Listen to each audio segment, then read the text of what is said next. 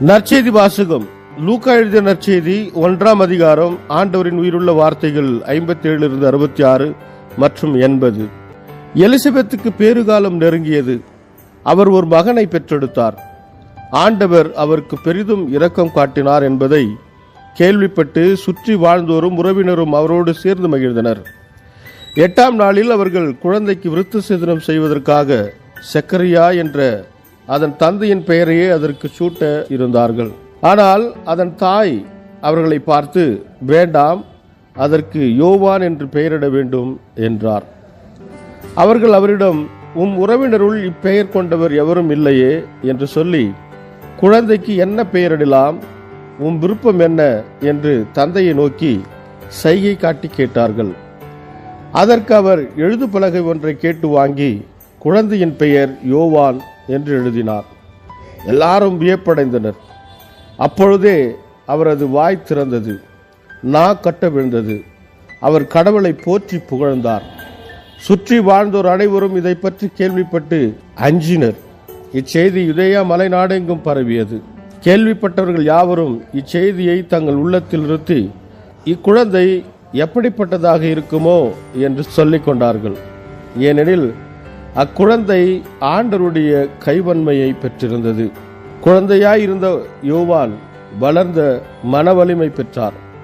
இஸ்ரவேல் மக்களுக்கு தம்மை வெளிப்படுத்தும் காலம் வரை அவர் பாலை நிலத்தில் வாழ்ந்து வந்தார். இது கிறிஸ்து வழங்கும் நற்செய்தி. கிறிஸ்துவே உமக்கு புகழ். ಲೂಕಾ ಅಧ್ಯಾಯ 1 ವಚನ 57-66 ಮತ್ತು 80. ಎಲಿಜಬೆತ್ತಳಿಗೆ ಹೆರಿಗೆ ಕಾಲ ಬಂದಿತು. ಆಕೆಯಲ್ಲಿ ಒಬ್ಬ ಮಗನು ಹುಟ್ಟಿದನು. ಪ್ರಭುವು ಆಕೆಗೆ ತೋರಿದ ಮಹಾಕರುಣೆಯು ಆಕೆಯ ನೆರೆಹೊರೆಯವರಿಗೆ ಮತ್ತು ಬಂಧುಗಳಿಗೆ ತಿಳಿಯಿತು. ಅವರು ಆಕೆಯ ವಿಷಯದಲ್ಲಿ ಸಂತೋಷಪಟ್ಟರು. ಮಗುವಿಗೆ 8 ದಿನವಾದಾಗ ಅವರು ಸುನ್ನತಿ ಮಾಡುವುದಕ್ಕಾಗಿ ಬಂದರು. ಅವರು ಆ ಮಗುವಿಗೆ ಜಕೇರಿಯಾ ಎಂಬ ಹೆಸರನ್ನು ಇಡಬೇಕೆಂದಿದ್ದರು, ಏಕೆಂದರೆ ಅದು ಮಗುವಿನ ತಂದೆಯ ಹೆಸರಾಗಿತ್ತು. ಆದರೆ ಮಗುವಿನ ತಾಯಿ, ಇಲ್ಲ, ಆತನಿಗೆ ಯೋಹಾನ ಎಂಬ ಹೆಸರಿಡಬೇಕು ಎಂದು ಹೇಳಿದಳು. ಜನರು ಎಲಿಜಬೆತ್ತಳಿಗೆ, ನಿನ್ನ ಕುಟುಂಬದಲ್ಲಿ ಯಾರಿಗೂ ಈ ಹೆಸರು ಇಲ್ಲವಲ್ಲ ಎಂದು ಹೇಳಿದರು. ಬಳಿಕ ಅವರು ಅವನ ತಂದೆಗೆ ಸನ್ನೆ ಮಾಡಿ ಆತನಿಗೆ ಯಾವ ಹೆಸರಿಡಬೇಕು ಎಂದು ಕೇಳಿದರು. ಆಗ ಜಕೇರಿಯನು ಸನ್ನೆ ಮಾಡಿ ಒಂದು ಹಲಗೆಯನ್ನು ತರಿಸಿಕೊಂಡು ಈತನ ಹೆಸರು ಯೋಹಾನ ಎಂದು ಬರೆದನು.